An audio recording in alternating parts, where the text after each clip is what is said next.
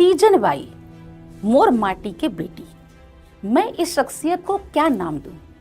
छत्तीसगढ़ की दुलौरिन बेटी तीजन बाई, या छत्तीसगढ़ की प्रसिद्ध पंडवानी गायिका तीजन बाई, या लोक कला के स्वर्णिम अध्याय तीजन बाई, या भारत के दूसरे सर्वोच्च नागरिक सम्मान से सम्मानित पद्म विभूषण तीजन बाई। उड़ान आईएएस की विशेष प्रस्तुति मोर छत्तीसगढ़। इसके पहले एपिसोड में मैं मिसेस अनु रॉय आप सभी बच्चों का तहे दिल से स्वागत करती हूँ। चलिए आज जानते हैं उस महान शख्सियत तीजन बाई के बारे में, जिसके महत्वपूर्ण तथ्यों को लेकर मैं आपके सामने उपस्थित हूँ। आइए जानते हैं उनके जीवन के बारे में वो सब कुछ जो हम सभी को जानना जरूरी है। छत्तीसगढ़िया संस्कृति की जीवंत संवाहक प्रख्यात पंडवानी गायिका डॉक्टर तीजन बाई। इनका जन्म 24 अप्रैल 1956 को छत्तीसगढ़ के दुर्ग जिला में भिलाई के पास स्थित गनियारी गांव में एक पारधी परिवार में हुआ था। कहा जाता है कि तीज जो छत्तीसगढ़ का लोक पर्व है, उस दिन जन्म होने की वजह से इनके माता पिता ने इनका नाम तीजन बाई रखा था। इनके पिता का नाम चुनुकलाल और माता का नाम सुखवती था।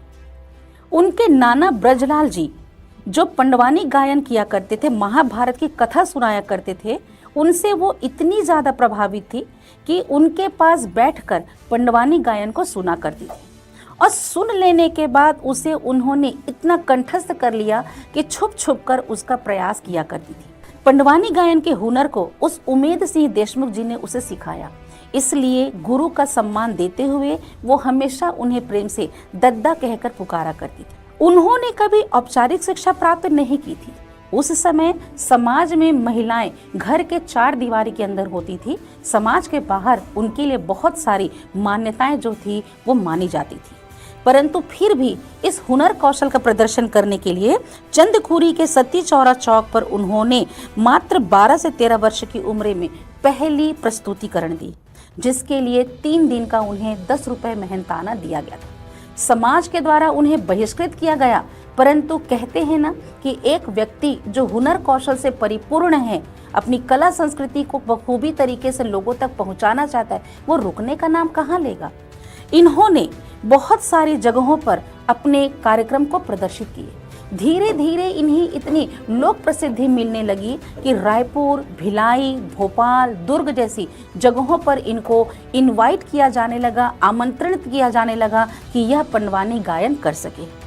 तभी लोक प्रसिद्ध के रंगमंच कलाकार जो आपके हबीब तनवीर हैं, उनकी मुलाकात भोपाल के एक कार्यक्रम में हुई। तो हबीब तनवीर ने भोपाल के भारत भवन में जब इनको बुलाया तो उनकी प्रतिभा से वो इतने प्रभावित हुए कि उन्होंने इनकी प्रतिभा को सराहा और इंदिरा गांधी के समक्ष प्रस्तुति देने के लिए इनको आग्रह किया। जब इंदिरा गांधी के समक्ष इन्होंने प्रस्तुति दी तो इंदिरा गांधी का यह कथन कि आप बहुत अच्छा महाभारत करती हैं। इन्होंने कहा कि मैं महाभारत करती नहीं हूँ, मैं महाभारत सुनाती हूँ। इनकी इसी प्रसिद्धि के बाद श्याम बेनेगल के द्वारा दूरदर्शन पर आने वाला एक कार्यक्रम भारत एक खोज में विशेष अतिथि के तौर पर बुलाकर महाभारत प्रसंग को इनके द्वारा प्रस्तुत किया गया था। आखिर ये पंडवानी है क्या? आप जानते हैं पंडवानी है क्या? महाभारत की लोक कथाओं पर आधारित एक लोक गायन शैली है। इस लोक गायन शैली की 2 शैलियां होती है, एक होती है वेदमती शैली और एक होती है कापालिक शैली। महाभारत की कथाओं को गायन, अभिनय और वाचन के द्वारा इसकी प्रस्तुतिकरण की जाती है। कहा जाता है कि वेदमती शैली जो होती है, जिसमें प्रस्तुतिकरण ऐसी शैली जिसमें शांत रूप से बैठकर केवल कथा को प्रस्तुत किया जाता है, जहां गाया जाता है और रागी उसमें हुंकार भरती है।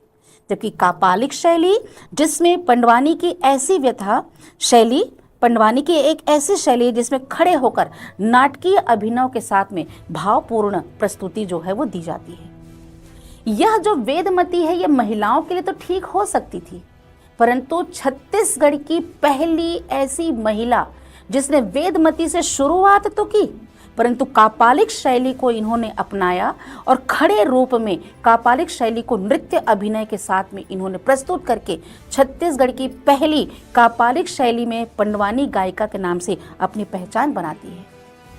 इस पंडवानी गायन में मुख्य वाद्य यंत्र होते हैं तंबूरा, जो हमेशा उनकी हाथ में शोभा प्राप्त करते हैं, हारमोनियम, मंजीरा और ढोलक। रागी जो होता है, जब वो कथा सुनाते हैं तो रागी जो होते हैं उसमें हामी भरते हैं, हाँ हाँ कहते हैं, और साथ ही हुंकारू भरने वाला व्यक्ति और वर्ड्स को रिपीट करने वाले व्यक्ति को रागी कहा जाता है। जैसे कि मैंने आपको बताया कि इनके हाथ पर तंबूरा जो है वो शोभा प्राप्त करता था।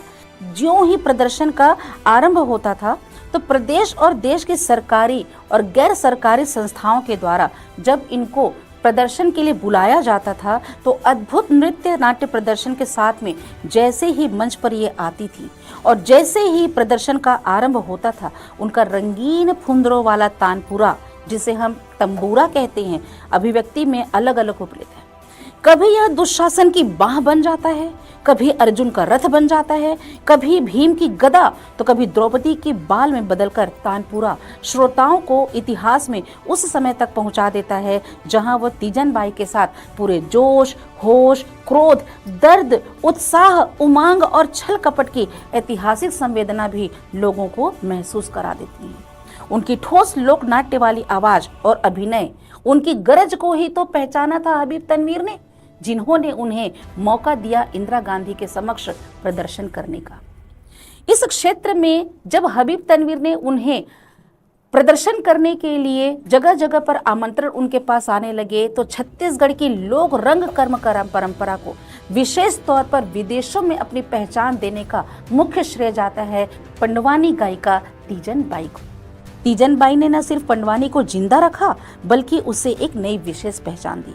पुरुष के वर्चस्व वाली कापालिक शैली को अपनाकर फिर से इन्होंने इनको नई चुनौती दी और इस उच्च शिखर पर पहुंचाया कि इनको विशेष प्रकार के सम्मान से विभूषित किया गया।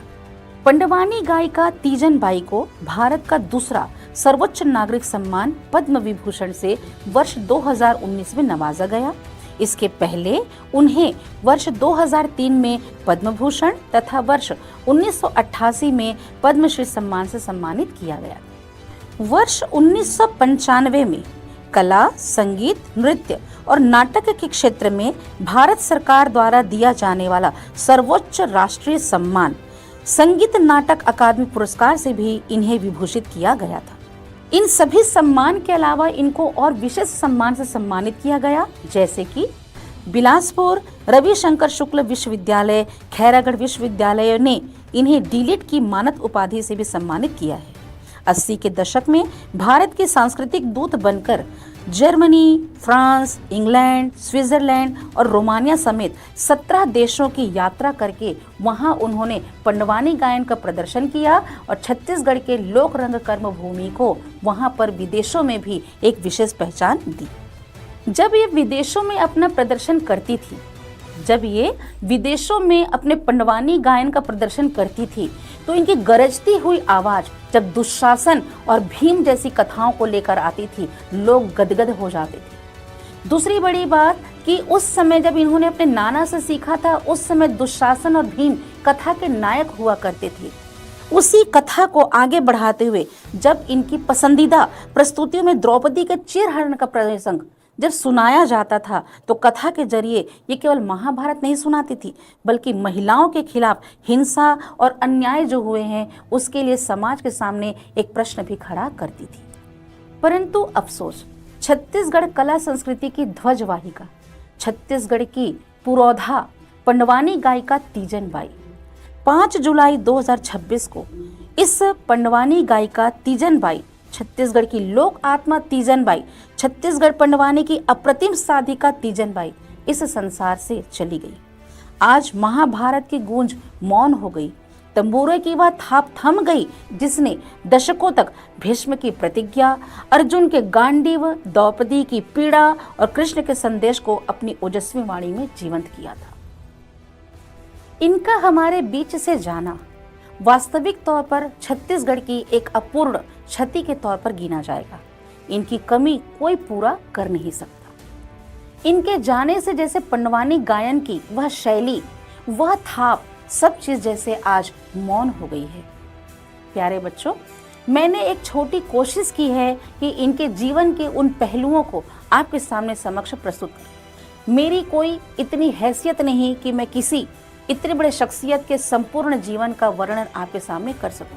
किसी परिचय की मोहताज नहीं, परंतु फिर भी मैंने इस कार्यक्रम के माध्यम से इनके कृतियों को आपके समक्ष प्रस्तुत किया है। इंसान है, गलतियां तो हो ही जाती हैं और सुधार की गुंजाइश बनी रहती है। आलोचकों का पास होना जरूरी है, क्योंकि आलोचक जो होते हैं वो हमारी कमियों को दूर करने का प्रयास करते हैं। उम्मीद करती हूँ कि मेरे द्वारा लाए गए इस कार्यक्रम में अगर किसी त्रुटि की अगर आपको लगती हो कि सुधार की आवश्यकता है, तो बेझिझक आप हमें उसको कमेंट करके बताएं।